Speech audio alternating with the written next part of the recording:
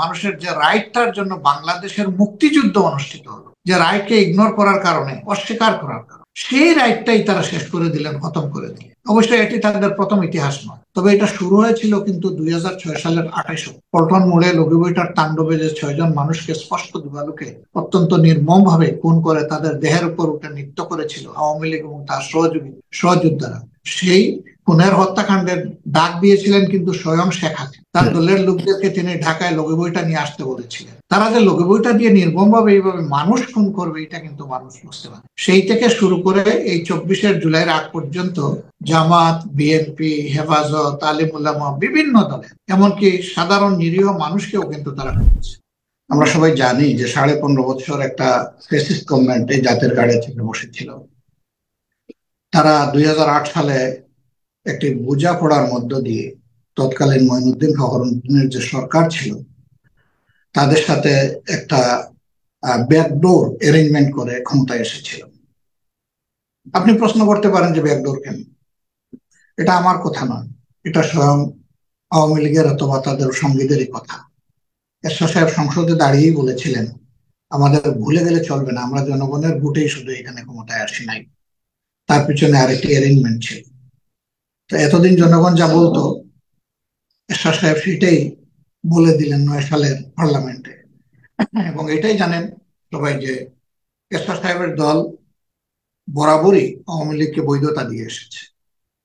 তারা একদিকে প্রধান বিরোধী দল হলো, আবার সাথে সাথে তারা আওয়ামী লীগের মন্ত্রিসভায় যোগদান করলো।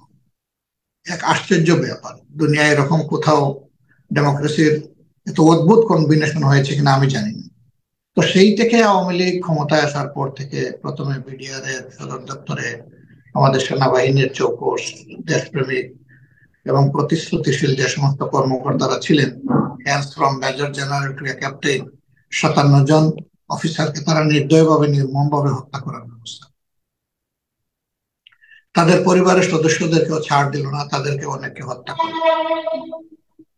এবং সেই হত্যা রহস্যটা এখনো জানতে পারলো না। এমনকি সেনাবাহিনী দ্বারা গঠিত যে তদন্ত কমিশন হয়েছিল তারও রিপোর্ট জাতিকে জানতে দেওয়া হয়। সবকিছুতে একটা লুকোচুরি অবস্থা ছিল। এমনকি হত্যাকাণ্ড সংগঠনের পর পিলখানা এলাকার, গোটা এলাকার বৈদ্যুতিক বাতি নিভিয়ে অন্ধকার করে খুনিদেরকে নিরাপদে যাওয়ার ব্যবস্থা করে দেওয়া হয়েছে। তো সবকিছু তো সরকারের নিয়ন্ত্রণে ছিল, তাহলে এতগুলা ঘটনা ঘটলো। এমনকি সেনাবাহিনীর কমান্ডো ট্রুপস যখন তাদের সঙ্গীদেরকে উদ্ধার করার জন্য একদম গেট পর্যন্ত চলে গিয়েছিল, প্রধানমন্ত্রী তাদেরকে থামিয়ে দিয়েছিলেন, বলেছিলেন যে আমি দেখছি, তোমরা অপেক্ষা করো। সেই অপেক্ষার পালায় সবকিছুই শেষ হয়ে গেল। তারপরে প্রধানমন্ত্রী বিডিআর এর কতিপয় সিনিয়র সদস্যদেরকে নিয়ে উনি যমুনায় বৈঠক করলেন, রাষ্ট্রীয় অতিথি বললেন, তাদেরকে আপ্যায়ন করলেন, তাদের সকল দাবি দাওয়া মেনে নিলেন, তাদেরকে নিরাপদে যাওয়ার সুযোগ করে দিলেন। সেখান থেকে কাউকে কিন্তু গ্রেফতার করা। পরবর্তী পর্যায়ে জনগণের চাপে বাধ্য হয়ে তারা বিডিআর এর সদস্যদের পাশাপাশি 2-1 জন রাজনৈতিক নেতাকেও তারা গ্রেফতার করেছে। তাদের মধ্যে একজন পিন্টু সাহেব ছিলেন, পুরান ঢাকার এমপি, লালবাগের এমপি, আপনি জানেন, নাসিরউদ্দিন পিন্টু। তো তিনি তো পরে জেলে মারাই গেলেন, বলা হলো হাত অ্যাটাক করে মারা গেছে। আল্লাহ ভালো জানেন তার মৃত্যুর প্রকৃত রহস্যটা কি ছিল। একজন তারা তাজা যুবক, আমি তাকে চিনতাম ব্যক্তিগতভাবে, একসাথেই জেলে কিছুদিন ছিলামও বটে। এরপরে বিডিআর এর এই বাহিনীটাকে একই সাথে ধ্বংস করে। বিডিআর এর পর্যন্ত কিন্তু 350 অধিক জেলের ভিতরে মারা গেল তাদের সদস্য, বিভিন্ন ভাবে মারা গেছে। এই বাহিনীর নাম পরিবর্তন হয়ে গেল, লোগো পরিবর্তন হয়ে গেল, ড্রেসের কালার পরিবর্তন হয়ে গেল, সবকিছুই নেচার বদলে। অথচ বিডিআরও কিন্তু আমাদের একটা গর্বের প্রতীক ছিল। 2000 সালে কুড়িগ্রাম সীমান্তে যা ঘটেছিল রৌমারীতে, নিশ্চয়ই আমাদের এটা মনে আছে। তো অনেকে বলেন যে সেটারই প্রতিশোধ নেওয়া হয়েছে, কারণ বিডিআর এর মূল কমান্ডটা থাকে আর্মির হাতে। তখন কিন্তু বিডিআর এর প্রধান ছিলেন মেজর জেনারেল আলম ফজলুর রহমান। পরে তাকে কিন্তু এখান থেকে সরিয়ে দেওয়া হয়, এক ধরনের ওএসডি করে রাখা হয়েছিল। আল্লাহ ভালো জানে। এইরকম ধারাবাহিকতায় পরের বছরটা 2010 সালে জামাত ইসলামের উপরে আঘাত আসে এবং জামাতে ইসলামের শীর্ষ নেতৃবৃন্দকে মানবতা বিরোধী অপরাধের অভিযোগে অভিযুক্ত করা হয়। ক্রেডিবল কোনো সাক্ষী কিংবা তদন্ত রিপোর্ট তারা পেশ করতে পারেনি, সবকিছুই গায়ের জোরে হয়েছে। সেই আদালত নিয়ে কি কেলেঙ্কারি হয়েছে সবাই জানে, এটা ওয়ার্ল্ড ওয়াইড এটা ক্রিটিসাইজড হয়েছে এবং সারা বিশ্ব বলতে গেলে এই বিচারকে প্রত্যাখ্যান করেছে। সরকারকে অনেক রিকমেন্ডেশন দিয়েছে, সরকার কিছুই কানে তুলেনি, যার কারণে আমাদের 11 জন শীর্ষ নেতাকে হত্যা করা হয়েছে, 5 জনকে ফাঁসি দিয়ে বাকিদেরকে জেলের ভিতরে তিলে তিলে। এই অন্যায়ের প্রতিবাদ করতে গিয়ে আমাদের 550-র মতো সহকর্মী জুলাই বিপ্লবের আগেই তারা মারা গেছেন। সরকাররা আমাদের বেশ কিছু ভাই তারা গুম হয়েছেন, তাদের 2 জন ছাড়া কেউ ফিরে আসেন। তারা কোথায় আছে আমাদের পরিবারগুলোও জানে না, আমরাও জানি না, আল্লাহ ভালো জানে। এইভাবে খুনের নেশা চলতেই থাকলো। তবে এটা শুরু হয়েছিল কিন্তু 2006 সালের 28 অক্টোবর পল্টন মোড়ে লগিবইটার তাণ্ডবে, যে 6 জন মানুষকে স্পষ্ট দিবালোকে অত্যন্ত নির্মম ভাবে খুন করে তাদের দেহের উপর উঠে নৃত্য করেছিল আওয়ামী লীগ এবং তার সহযোদ্ধারা। সেই খুনের হত্যাকাণ্ডের ডাক দিয়েছিলেন কিন্তু স্বয়ং শেখ হাসিনা। তার দলের লোকদেরকে তিনি ঢাকায় লগিবইটা নিয়ে আসতে বলেছিলেন। তারা যে লগিবইটা দিয়ে নির্মম ভাবে এইভাবে মানুষ খুন করবে এটা কিন্তু মানুষ বুঝতে পারে। সেই থেকে শুরু করে এই 24 জুলাইয়ের আগ পর্যন্ত জামাত, বিএনপি, হেফাজত, আলিম উলামা, বিভিন্ন দলের, এমনকি সাধারণ নিরীহ মানুষকেও কিন্তু তারা খুন করেছে। অতএব এই শাসকের হাত এবং শাসক গোষ্ঠীর যারা সহযোগী তাদের হাত কিন্তু বাংলাদেশের মানুষের রক্তে ভেজা। এদের চোখ লাল চোখ, রক্তের চোখ। এইরকম অবস্থা যখন দেশে চলছিল, এর ভিতর দিয়ে 3টা নির্বাচন অতিক্রম হয়। 14 সালের নির্বাচন, তারপরে 18 সালের নির্বাচন এবং 24 সালের নির্বাচন। সেই নির্বাচন নিয়ে যে বিচিকিৎসা হয়েছে তা জাতি এবং বিশ্ব সম্প্রদায় তার সাক্ষী। 14 নির্বাচনে 300 আসনের মধ্যে 154টি আসনে বিনা প্রতিদ্বন্দ্বিতায় তারা নির্বাচনের আগেই নির্বাচিত হয়ে যান আওয়ামী লীগের লোকেরা। বাংলাদেশে কি প্রার্থীর খরা পড়েছে?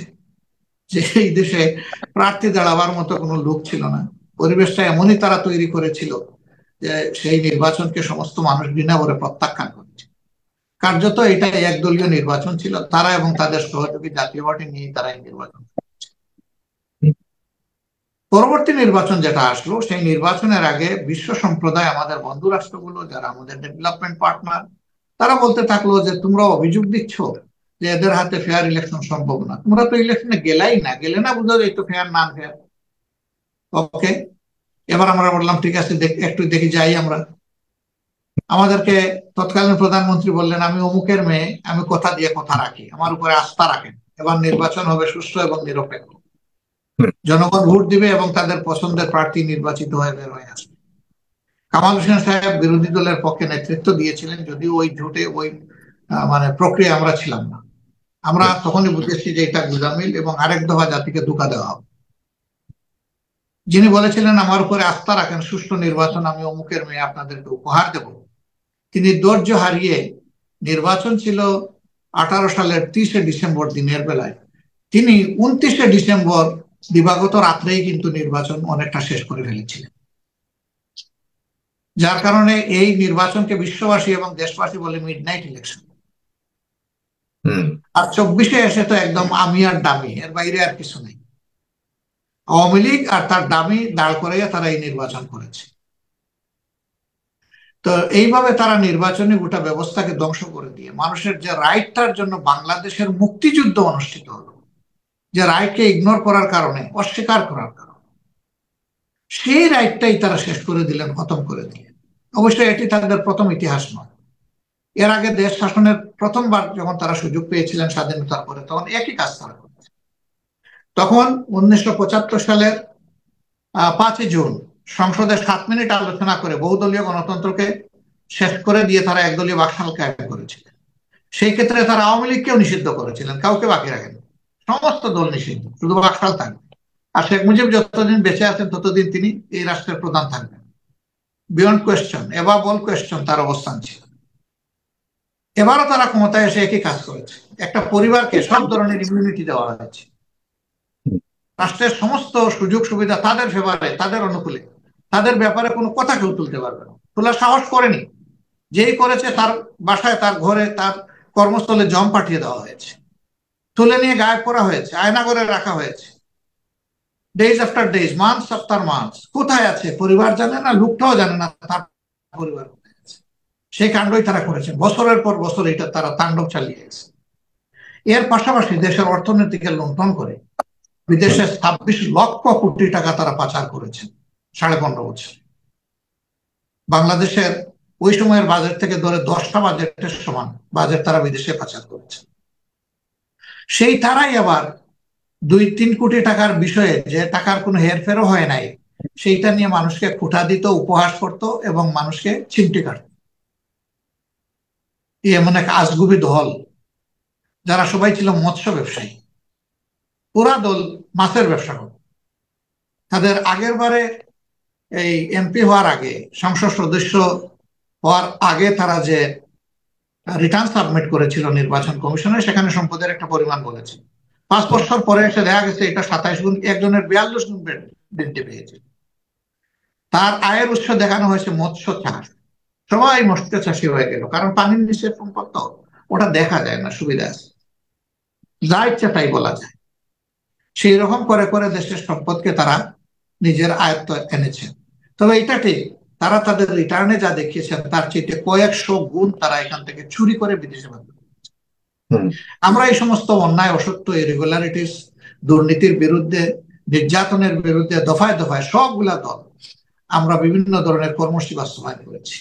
তাতে আমাদের অনেক ত্যাগ স্বীকার করতে হয়েছে, অনেক জীবন গিয়েছে, পঙ্গুত্ব বরণ করতে হয়েছে, ঘর বাড়ি ছাড়তে হয়েছে, চাকরি হারাতে হয়েছে, ব্যবসা আমাদের লটে উঠেছে। এই সমস্ত জিনিস স্বীকার করেও আমরা চেষ্টা করেছি, কিন্তু আনফরচুনেটলি আমরা এই আন্দোলনের সমাপ্তি টানতে পারি।